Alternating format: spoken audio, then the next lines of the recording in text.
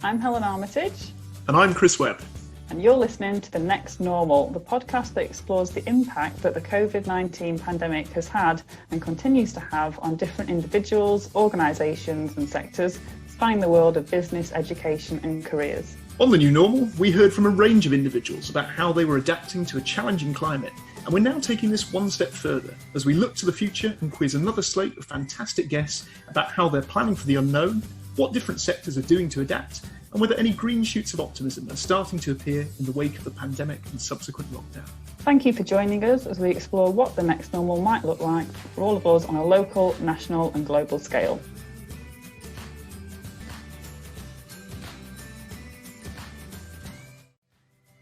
Good morning and welcome to The Next Normal. I'm joined as always by my co-host Helen Armitage. Helen, how are you doing this morning? Very good, thanks Chris, very good. How are you? Not too bad. We've lost the sun, which is not a good thing. That may well be a sign that season two, ominous sign for season 2 of the podcast. But let's hope not. And I'm really pleased to say today that we're joined by Dr Lynn Jones, furniture industry staff search service and furniture careers advisor. Lynn, very good to have you on with us today. How are you? Hi, hello. Thank you very much for joining us. Very nice. As always, we're going to be starting off our podcast with our Gloom Busters, our good news stories for the week. So Helen, any good news stories you'd like to share with us to begin with? Yeah, well, it was, I'm a big fan of Creative Mornings and we're lucky enough in Sheffield to have a Creative Mornings Sheffield chapter. So last Friday, I attended the Creative Mornings Sheffield chapter, which is all done online now, it's all virtual. We had about 55-ish guests with us on Friday morning. And for those that aren't familiar with Creative Mornings, do check out the website. Brilliant initiative. It's monthly breakfast lecture series that happen in various cities up and down the UK and around the world as well. And the beauty at the moment, because everyone's in lockdown, all the events are online. So if you want to attend a Creative Mornings in New York or Creative Mornings in Amsterdam, you are more than welcome to do so. But last Friday was Creative Mornings Sheffield, where we were joined by Lauren Kelly, who is a design psychologist and founder of Behaviour Studio in Manchester. Absolutely brilliant session on imposter syndrome. Really enlightening stuff, really interesting, got a lot of people thinking, and it was just great to see the Creative Morning Sheffield crowd together again, regardless of the external situations, and great to be joined by people from further afield. So yeah, it was a really interesting morning and very, very interesting. Yeah. Oh, brilliant. Yeah, there seems to be a real increase in people sort of joining and taking up professional networks since lockdown. So that's really interesting to hear. Yeah. Lynn, any good news stories you'd like to share with us? Well, I wasn't going to make it to do with jobs, but I will, because it was this sudden slight change in lockdown rules that were announced this week, that the day after meant that at least 3 employers called to talk about jobs that they were now looking forward to recruiting to or appointing to in the future. So that was it was having been quiet for since March, since the beginning of March, really, absolutely nothing on my books at all. It was great. It was just really good, because one of them was a graduate opportunity, which is my kind of really my keenest eyes on what's out there for graduates. So yeah, that really cheered me up. I just thought that's got to be my good news story. So it is job related. I'm sorry, it's not to do with the weather, because it turned a bit cold. We tried the weather as good news stories, and ever since then the weather's been rubbish. So I'm glad we just need to keep away from that topic, I think. But, yeah. Really, really positive news, and yeah, please don't apologise. Work related, absolutely fine. My good news story for the week is kind of somewhat sort of business work related as well, and that's that the European Space Agency have this week picked Leicester as the new site for their Space Tech Incubation Centre. So this is a £100 million research and business incubation hub for space-related tech startups, and kind of adds to what they've already got at the Space Park in Leicester by the National Space Centre, which is really interesting, where they do a lot of work with startups already. And there's some huge employers like Thales, HP, Amazon, Airbus, Lockheed Martin already committed. So really kind of good voter confidence in Leicester in the UK in terms of working in that particular aspect of the industry. And I believe we've already got something like the highest number of business application startups in the space sector already across Europe. So positive news, although we're not always getting that in the press at the moment, certainly from a business point of view. Really interesting stuff. Brilliant. Okay then, Lynn. So if you could just start us off by telling us how COVID-19 has impacted you both personally and professionally. Well, like lots of people, I don't think my story is too different, really. On a personal note, I have a daughter who's just finished the first year of her degree, so she had to come straight home as soon as the universities all closed. My other daughter is doing her GCSEs, and GCSEs were cancelled, so she was the one that lucked out the most. She was very happy about that. And my work completely stopped because it's all to do with helping people find jobs, and suddenly everything, the cards went up in the air. So that was very strange. I was also teaching part-time, which turned teaching furniture and a practical subject remotely, which we had to do overnight, was very, very tricky, but we all managed to do it. And so I was teaching till the end of May, and that gave me a really good insight actually into how all the other courses in furniture and product design had to adapt very, very quickly. And I was astounded by that, how everybody, including, well, mostly the students really, they could have just wallowed and gone home and gone to bed and not done very much. And it was absolutely the opposite. I was astounded by the way the students responded, and as a consequence of seemingly across the board have done very well. So that was my immediate impact in March. But as with everybody, finances have been difficult. We've had some family issues that have been difficult. But the kind of good thing about that is everybody's in it together, and everybody's had their own kind of crises to deal with. And I'm an optimistic person, so I always think, okay, we'll do this. We'll get round it some way. And I think that's partly also an advantage of being a designer, is that you see a problem and you solve it. So as a family, we've managed to keep busy and do lots of stuff. Yeah, really interesting. And I think that is, before you said it, I thought exactly the same there, because you are a designer by trade. You see a problem and you immediately try and think of a solution. So I think that's perfect. That's a key message for me, I think, from this episode. We've not even started really yet, so that's great. Thank you. Okay, first discussion topic then from me is, so we're hearing a lot about how COVID-19 has impacted the creative industries and the support that certain sectors are wanting from the government at the moment. Focusing on the furniture and product sector, how has COVID-19 impacted that particular sector from your point of view?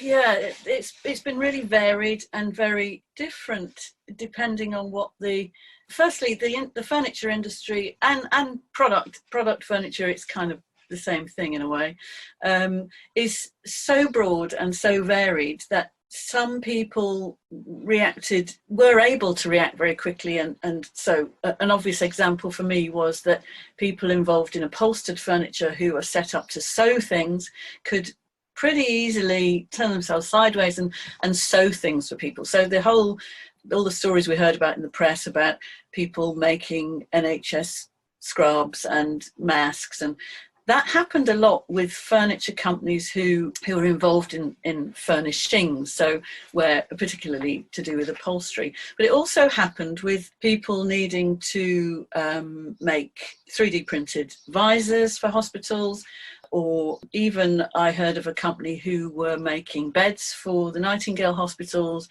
and were pretty much, again, overnight, asking the workforce to shift their attention to making a different product using the resources that they already have. So that was really, really interesting. And obviously you can only do that if you've got those people with those skills and those machines and whatever it is. But there were some immediate examples, and then there was some that hit the press big time, like the Dyson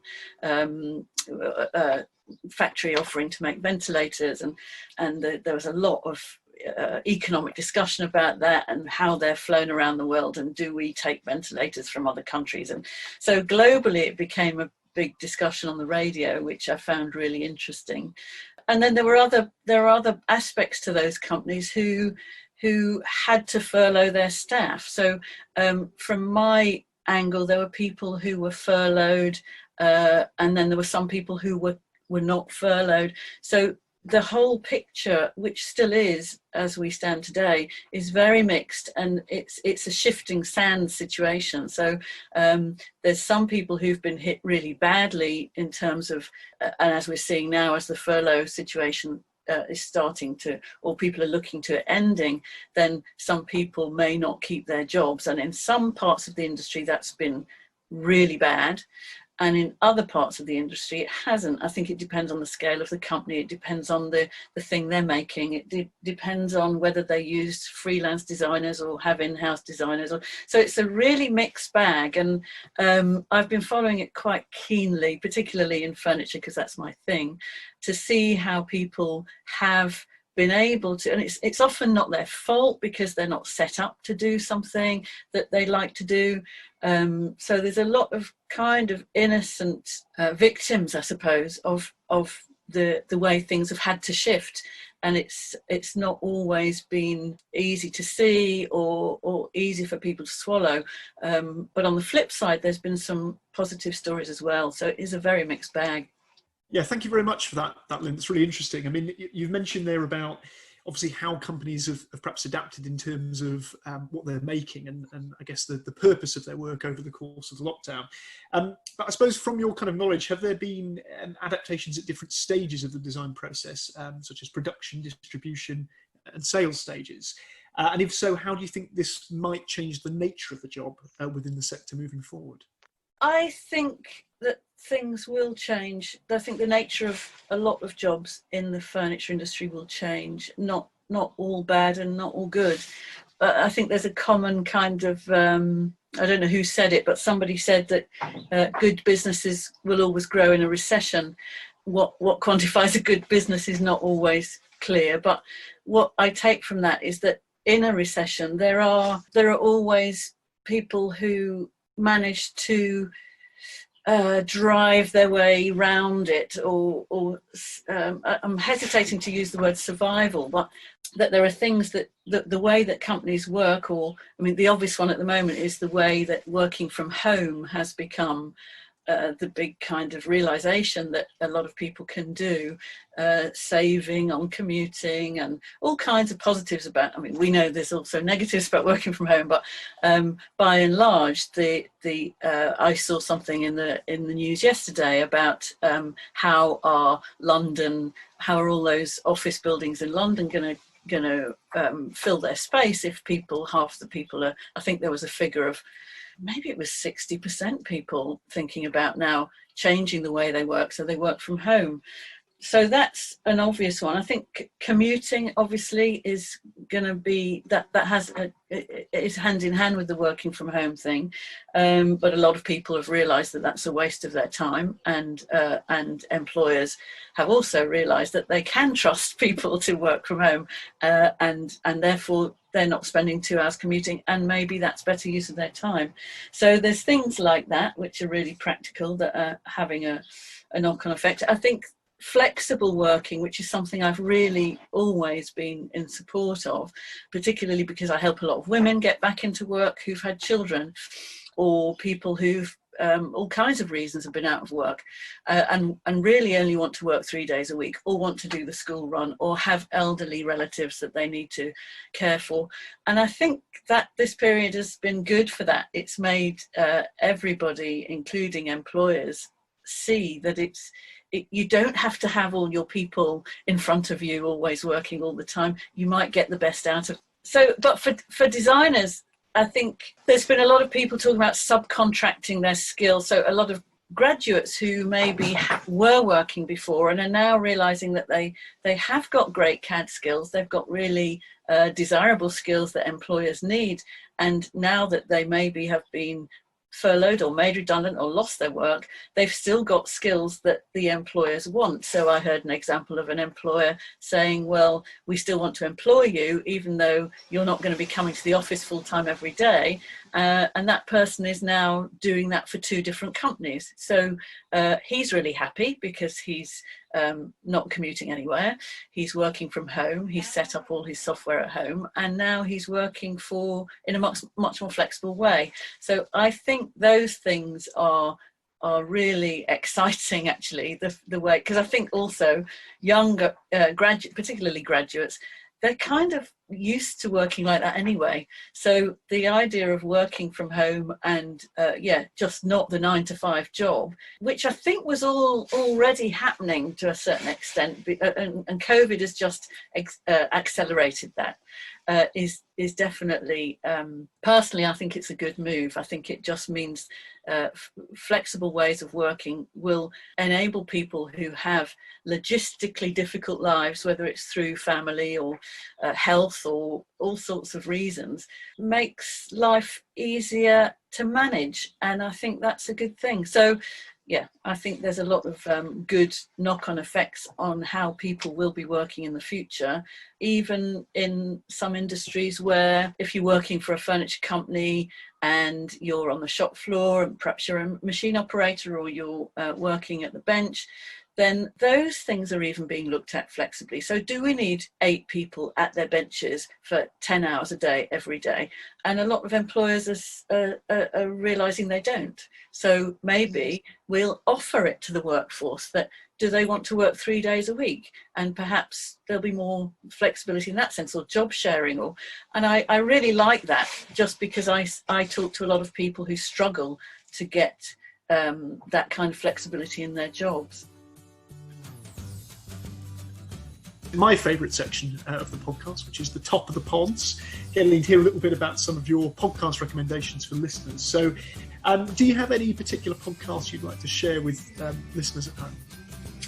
Well, do you know what? I'm not really a podcast listener, but because I'm more of a hands-on person, but I do listen to Material Matters. I always imagine that people, this is a podcast by Grant Gibson, who I've actually never met, but have kind of followed over the years.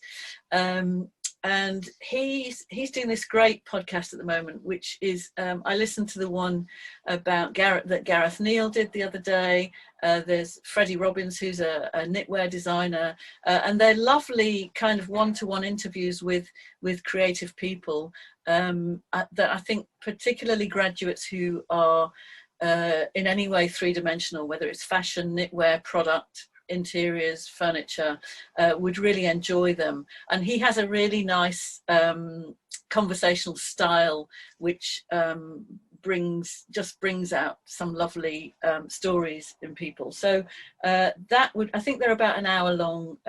So that's Grant Gibson, Material Matters, really, really nice one. And then somebody told me last week about one that I listened to, which is called 99% Invisible. Has anyone mentioned that one? I've heard of it. I've not started listening to it yet, but I've heard of it. It's definitely on my list of ones to start listening to. Yeah. What I thought it was really nice for was that when students are students on creative courses, they do this subject called critical studies, or I think various universities call it different things, but history and theory of practice. Basically, it's the theoretical side of the course, and it's a bit like that because it's very broadly about design and architecture and things in a very broad kind of global interest sense. The guy that presents it, the guy called Roman Mars, he describes it, the podcast, being about activities that shape the world that are related to design and architecture. And I like it for its breadth. It's really broad. It's not specifically about designers per se. There are all sorts of mixed subjects in there, but and it's American, but it's a really good cultural studies podcast, I would say. I think that's a really good point, and again, it sort of comes in a little bit to some of the stuff that other guests on the podcast have mentioned, which is that genie being out of the bottle, really, with flexible remote working. And even if some employers aren't considering it, I think perhaps employees feel a bit more emboldened now to actually ask those questions about whether it's a possibility. So people are not so scared of I might lose my job if I say I want to do 4 days instead of 5. But I think if people are having those conversations in a very practical and sensible way, which they seem to be doing to me, then actually the whole productivity of those people, I think, will be better. Absolutely, yeah. I think it feels to me like a new level of the portfolio career, really. You spoke about like 2 people that they're freelancing for different companies, and then if we're talking about more flexible ways of working, incorporating this in this new normal, it feels like another level of the portfolio career in my eyes. Really interesting. So I'm just curious then, if we're talking about how the sector might be changing and the way people work within the sector might be changing, how do you think that's going to affect the way product and furniture design courses are taught in the future? If we're setting students and graduates to go into a changing sector, how do you think that may change the way degree courses and earlier stage courses are actually taught in the future? Well, I think a lot of courses, most courses do change anyway over time. The whole sustainable environmental impact on education has been a good example of that. So I think any changes that happen in a broader do inevitably impact on what people are taught, because I think most courses always have an eye on what students are going to do, obviously, afterwards. And so I think something I've been hearing about a lot in the last few weeks is how housing has become a big issue being talked about, in terms of if people are going to be caring for people at home or working from home, using their homes in very different ways, then those homes need to be designed differently. So over the 20th century, the whole history of housing has been really interesting to me. How houses, it's a bit reflected in offices as well, where you've open plan living kind of overtook people living in separate rooms. But then I heard last week somebody saying we need to go back to separate rooms because we need to isolate people who are working, who are if you have elderly relatives that perhaps won't go into care homes so much, or people might not want them to go into care homes, or care homes might become differently designed, and they all need designing, and they need furniture, and they need lights, and they need all the things that buildings need. So I think that will have an impact on the teaching in terms of the kinds of kind of ethical and moral subjects that will crop up in the teaching, and it is already happening. So I know that from my external examining, I've been astounded at how many of the major projects have been related to society, changes in society and caring, and even some of them quickly switched their projects to be adaptable for pandemic situations, and I was amazed by that designers, certainly young design graduates, are very keen to not just design more useless stuff. And I think that's pretty standard now across the case. I think the real challenge for education is the logistics of teaching in the short term we have now. So with courses going back in September, and everybody wanting and needing and wanting to get back to some kind of normality, that teaching the practical subjects is going to be really hard, as it will be in science or anything that you do in a lab even. But from my own experience in furniture, it's a very intimate subject. You show people how to do things, and you show people how to do things with your hands, with tools.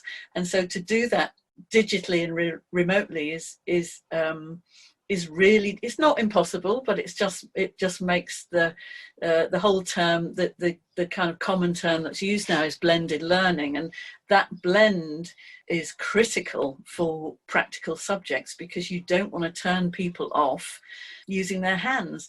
And so what we saw in the last term, just the last few weeks now, is that people do have great digital design skills and could turn their hand to create some furniture digitally, which was fine.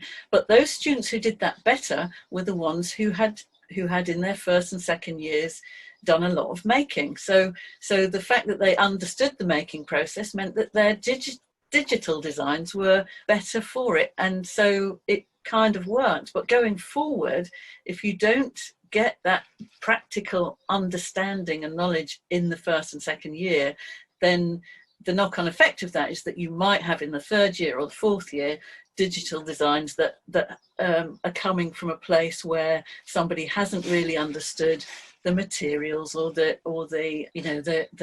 whole making process or the manufacturing process, and the courses are set up to do that pretty well now. So, but going back in September, all the courses I've spoken to are doing a good job of trying to. It might mean that people come in alternate days because we don't know also how many meters apart we're going to need to be, or how many people in a room will be allowed, and so we kind of start building on, okay, we think we're going to have 12 people in a workshop at one time and they're going to have to be 2 meters apart. And then last week we hear that people, actually the rules have changed, they only have to be 1 meter apart, and so we change our space again. And so my hope is that by the time we get to September, things obviously won't be back to normal, but I think they'll be easier than they have been for the final term, final year students who we've just seen. So I think it's an ever-changing picture, as we know. And my fear is, as everybody's fear is, that suddenly if we have to go back into lockdown, I saw students who were incredibly bereft when their university closed and they had to go home. It was really, really sad.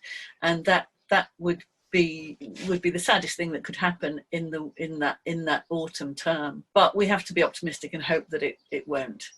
Yeah, I think really interesting what you've said there, Lynn. And I mean, I know from working with the academics at Sheffield Hallam University, they're working their socks off at the moment to try and adapt and teach the course at every level the best way they possibly can.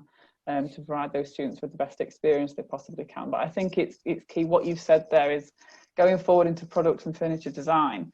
It's such a practical sector, and to be able to teach it properly and prepare students to go into that sector, the teaching and learning needs to be really practical as well. Yeah. Really and it's a subject that always attracted kids who like making things. I'm a kid who likes making things, and that's why I chose to do what I did. And the worst thing that could happen is that you turn people off that, because I know students who, as soon as it went digital in March, just hardly ever opened a computer. So because they were passionate makers, and speaking to them suddenly on Zoom and Skype, you could feel their pain. They didn't want to be talking to you on a screen, they wanted to be making something. So I mean, part of the reason I've set up my little workshop here is so that we could show each other what we were doing in a practical sense. I mean, it seems mad, but it became a bit like being a TV chef or something. People were saying, "Oh, can you just show me how to do that?" So I happened to have a drill in my shed/stroke office here, and we could have it was a bit of fun, really, but it kept people's momentum going in terms of, I know one student who made his little nest tables in his garden in lockdown, and we had a big debate about whether, that, to me, that was hugely commendable, because you couldn't even go to B&Q. We weren't allowed to go anywhere, were we? And yet people still built things in their garden. Then you try and mark that against a module, and how do you do that? Because I'd give that student 100% for, what's the word, kind of resourcefulness. And those are the examples that I like to show other students, is that if students say, well, oh no, we can't do anything because we haven't got a workshop. Yeah, you can. You can. There's a lot you can do. So yeah, it's difficult for those people who love making things, but it doesn't mean they have to stop Yeah, no, absolutely, Lynn. I mean, as you've said, there's been a lot of adaptation really all round, both from the sort of business side of things and also individuals, whether that's kind of teachers and students, graduates going into the workplace. And so I suppose one thing that we'd be kind of quite interested really to sort of finish off with is finding out from your perspective, working with both students and graduates and with employers as well, what do you think students and graduates wanting to progress into the furniture or interiors industry can do now to prepare for the future, given how much uncertainty there is in the current climate? That's a really good question. There's a lot they can do now, an awful lot they can do now. And my advice to them is, and I say this almost every day to graduates who contact me, they've just done, particularly graduates who just finished their final year, they've just done a major design project, and for that they will have all done some form of research. And I say to them, treat this next period, let's say 2 months, 3 months, whatever it's going to be, or 1 month, it might not be that long, as a research project. So they need to tackle it as though it's something they are being challenged to do. And it's hard because you haven't got the framework of tutors and the university anymore, but you need to create it. They need to create it for themselves. So they need to have a diary, whether that's a digital diary or a paper diary, or on their phone or something, but they need to get organized, and they need to set tasks just as they would if they were doing a project. That I've actually done an article about this, that it trying to get them to really structure the next couple of months. And so I would say that I know the priority for a lot of graduates is money, so they don't have a great deal of that at the moment. Firstly, it's to find out, and you can find these things out quite easily now with the internet, what things are free. So if they're going to create a portfolio, are they going to do it online? They probably are, although some people do both. But if you're doing an online portfolio, you can find a template. There are templates for everything, everywhere. So they can get a template for a CV off Word if they really haven't delved into the internet very much. But there's all sorts of free stuff out there. There's a debate about whether you need a website. The good thing about a website is that it helps you organize. It gives you somewhere to put your best stuff. So it's like a portfolio that you can direct people to. So have a look at what websites you can access that are free. And a lot of them offer things for free now. They still might advertise their name on it, but even if you never make that website live, it makes you have an organized place to put all your best digital work. Likewise, social media, everybody uses Instagram and LinkedIn, and I think those two in particular are the most useful for design students. LinkedIn because of its community of business people, which a lot of jobs are now being posted on LinkedIn by companies. So you don't have to look very far to see people who are hiring people. And that has recently started this week again, which is great. But Instagram also is somewhere you can direct a potential employer to. So you might need to tidy up your Instagram account after you finish college, but that's easy to do, and control it. So start to think of it as though it's somebody else is looking at it from the outside. So it's not just about you sharing it with your mates anymore. It's about, or maybe you set up a separate one, which is a slightly different name, and you direct more professional people to it. So there's an awful lot that people can do. And then aside from all of that organizational stuff, it's always been quite widely known that volunteering is a good way of building your network and getting access your knowledge into more people and what's going on. And now with all the volunteering to make, whether it's making masks or making food for people, there's been a huge move towards providing food for homeless people, and caterers have turned their arm to that, but a lot of designers have as well. And I think doing something that maybe you have another skill, sewing has become a big thing, which is great. People are now making things, perhaps initially to raise some money for Black Lives Matter or something you feel passionate about. But in that, doing that, you then get to meet digitally a lot of like-minded people. And you want to work with like-minded people. You don't, you're starting to develop your network of people, and you want to develop the network of people that you have an affinity with. And now there's no greater chance to do that. I think it's a really good time to start to get your, to be proactive in those worlds, and not to think too much, if you can help it, about money at the moment, particularly if you're living at home with your parents. You're really lucky to have perhaps a bit of time and a bit of space to do all these things, and particularly volunteering locally as well. So there's a lot of initiatives going on in the town I live in where people are suddenly helping each other a lot more, and it's been talked about a lot in the press, but there's an awful lot people can do just by putting their hand up almost and saying, yeah, I'd like to help with that. And amazingly, those things then introduce you to other people who then find out what you do, and then work comes from that. And work in the loosest sense of the word, I don't think people will be thinking of work at all in the same way in the future, but there's certainly an awful lot of things that people can do as soon as they graduate. They've got an awful lot of work that they need to get people to see, and I would say don't just rely on the university. The universities will be great, they'll have their showcase of shows and stuff, but there's also groups you can get together, or they can get together as collectives and offer digital shows for trade association websites, or people are a lot of platforms are looking for interesting work to talk about.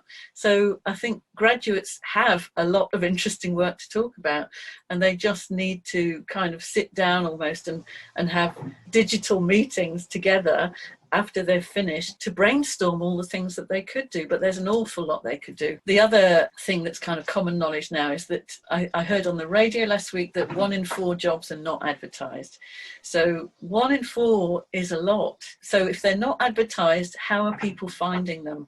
And employers are always on the lookout for people that they notice. So how do you make yourself noticed? Sometimes it's just phoning up a company and saying, hey, I'd like to come and help you chop a bit of wood for a week because I want to see how a factory works. And I don't think there's enough of that, actually. There's not enough knocking on doors and saying, can I come and help you do something? What do you need help with? So a bit more, well, I was going to say more proactivity, but graduates are very proactive. They're very proactive in that final term, particularly of university. So I think the issue is to keep that energy going, and don't just think, okay, my course is over, what am I going to do now? I would say it's the reverse of that. It's how am I going to keep this energy up? How am I going to keep going? And things will arise when you do that. Yeah, I think that's a really good point about the momentum kind of coming off the back of a degree. I think we talked to a number of kind of final year students who sort of got to that stage. And yeah, as you say, sometimes it almost feels like, well, that's done. Take a break and then we'll go into the world of work, as if the two are somewhat disconnected. So I think it's a really interesting reflection to hear that kind of talked about in that sense, that actually there is a certain amount of momentum that needs to keep going on that front. And I think also importantly, it's time to realise and think about what you don't want to do. I always say to people, when they do go for job interviews, remember this is a two-way thing. It's an opportunity to see what you don't want to do as much as you do want to do. And I've seen a lot of people over the years start jobs that they kind of get disillusioned. It wasn't thought it was going to be. So I think it's a good time to reflect on the things that you don't want to do, and to find out the things you don't want to do. So maybe have a go at doing something that you think you might want to do, and then realise that actually that's not what I want to do. I want to go and work on a farm or it's a good opportunity to find out what you don't want to do. And I think a lot of jobs certainly the jobs that I heard of over the years there are job titles that you don't need a bit of digging, really. You don't often know what a job is until you're in it. So have a go at offering your services for a week just to find out what what that place is like, or what that particular job role might be like. And if you can, there's a big if really, is if you can afford it. And I know a lot of students can't afford, they need to feed themselves, they need to pay their rent, they need to, and I think that's where also good employers kind of meet them halfway on that. So I've known employers who've offered to pay people their train fare if they want to go and see if they want to work there. So there's a bit of proactivity both ways, so that some great employers will pay people's train fare to go for an interview and meet them at the station. And then the graduate or the employee, it doesn't even have to be a graduate, this kind of experience, but it's a sign that your employer really cares. So that's a good sign before you've even got into the interview. So I think it's having this bit of space now in the summer is a great opportunity to start finding out who are the best employers and who are the best graduates, and they will find each other if you allow that to happen. Yeah, really interesting stuff there, Lynn. And I'd just like to highlight as well the article that you wrote for the BCFA. We'll put the link to that article, which is pretty much everything that you've just said, written beautifully. We'll put the link to that in the podcast episode notes. That was done specifically for people now who post-COVID, whether they're graduates or not, just kind of found themselves in a difficult situation. Because I think actually there's a lot you can do. So I did that article to try and help anybody who is feeling a bit lost maybe at the moment, because if you read through it, I've basically thrown out all the tips I give on a daily basis to people who don't really know where to start. So it just gives people a starting point, I think. Yeah, absolutely. And I think as you said, some important points there, not just from a kind of furniture design and interior perspective, but also really for any kind of graduates, whatever field they're in terms of, as you say, sort of taking advantage of the stuff that you can do and not worrying so much about the things that you can't. Yeah. So I guess the only thing left for us to say is thank you very much, Lynn, for your time today. Thanks for joining us. It's been a really, really interesting podcast. Hopefully very interesting. Thank you very much. It's been really nice to try and I feel for people who might be just at home feeling a bit lost. So I'd like to just say to them, it's going to be fine. Whatever happens, it's going to be fine. You just got to keep moving. Brilliant. Positive message to end on there. And I think, as Helen's mentioned as well, any of the kind of things that we've referenced in the podcast, so whether those be kind of books or links or podcasts, we'll put those on the episode notes. So do have a look if you've been interested by anything you've heard about during today's episode. But once again, Lynn, thanks very much for your time, and to everyone at home, have a great day. Pleasure. Thank you very much. Thanks, Lynn. If you're interested in anything that's been discussed on the podcast, or would like to be involved as a guest or have a topic to share, please get in touch with Helen or I via LinkedIn. Full details can be found in the episode notes on the Simplecast site.